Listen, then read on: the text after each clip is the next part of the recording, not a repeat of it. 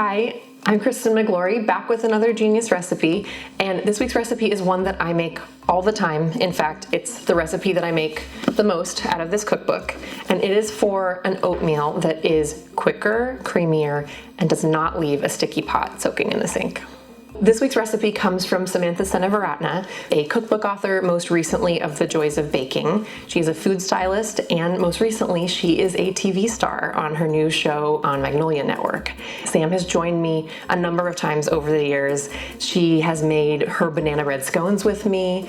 She has made meatballs with me, eggplant meatballs, in what was a very strange setup in that kitchen at Food 52 that we never did again. And most recently she was actually a guest host for Genius Recipes back when I was on sabbatical. It was on one of these shoots that Sam told me about the surprising way that she made oatmeal for her son Artie every day. I will let Sam tell you a little bit more of that story. I make my oatmeal in a nonstick skillet because you can clean it up really quickly, number one, and number two, it really makes creamy, luscious, soft, delicious oatmeal. And I learned that trick back when I was a food editor in the test kitchen at Martha Stewart, making breakfast in the morning before we got our day started. And now I make it almost every week for my son Arthur. Similar to Sam making this for Artie every day, the reason that I make this more than any other recipe in the book is because it is so easy to make side by side with my daughter, and it's something she asks for all the time. And it's something that we can mix together at the counter super easily. It's just a few ingredients. So it's just some rolled oats, and in this version, a lot of cocoa powder, and a little bit of salt, and some almond milk, although I tend to just use whatever milk I have on hand. Whoa. That's it. There's also a couple very important garnishes that come later, but for now, for the cooking, this is all we need. And this actually happens to be one of 4 different versions that Sam has in this book, so I will let her tell you about those, and I'll meet you back at the stove. Besides the cocoa powder and almond butter, I really like the multigrain one that we included in the book, where we fold in a little bit of cooked quinoa or cooked rice or cooked brown rice just to give it more texture. I love the combination of coconut and banana, and chocolate. So there's one where we do coconut milk and banana and cacao nibs, which is really delicious. Arthur's not a huge cacao nib guy, but I am, so that works for me. And then cardamom and raspberries and any kind of milk that you like is also really good. Any opportunity I have to use cardamom in my cooking from morning till night, breakfast, lunch, and dinner, I will take that opportunity because cardamom is my favorite.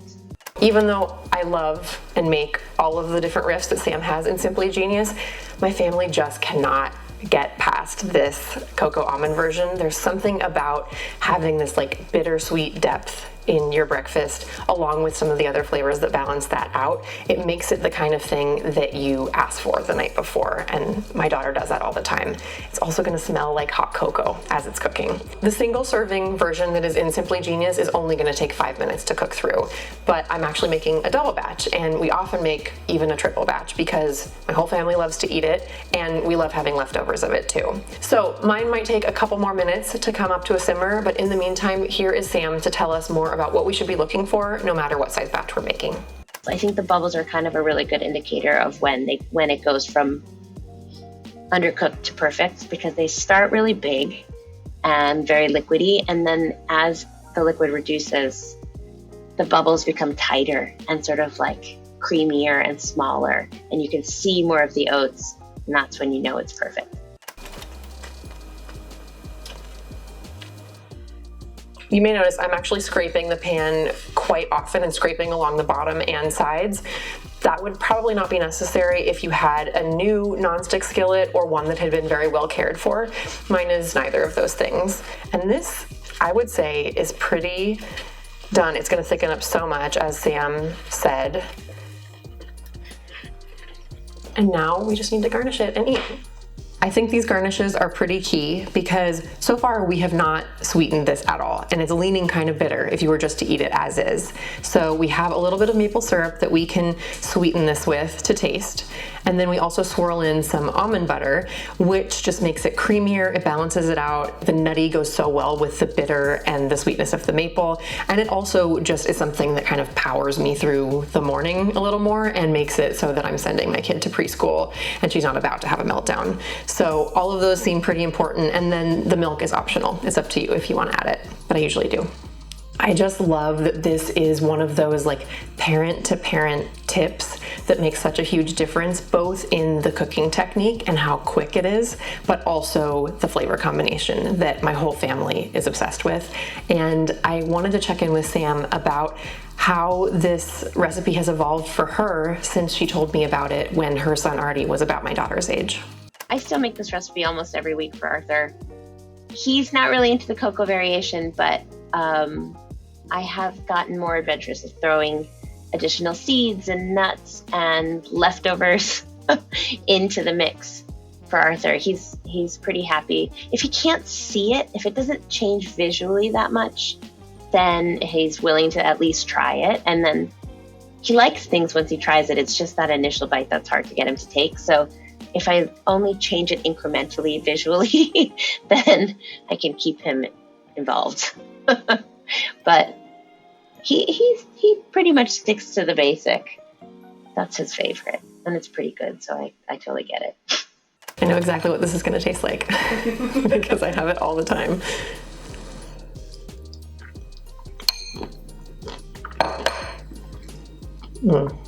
As always, it is so perfectly balanced between the bittersweet chocolatiness of the cocoa powder, the nutty, creamy almond butter. Also, by the way, I used crunchy, which I love, and the sweetness of the maple syrup.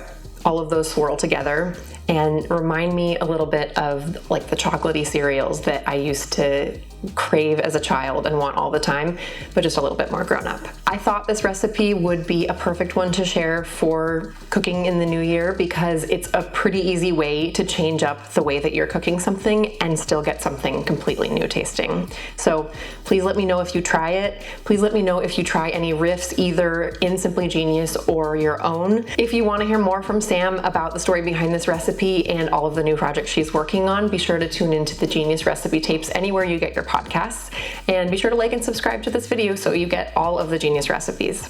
Thank you so much. Happy New Year. See you soon.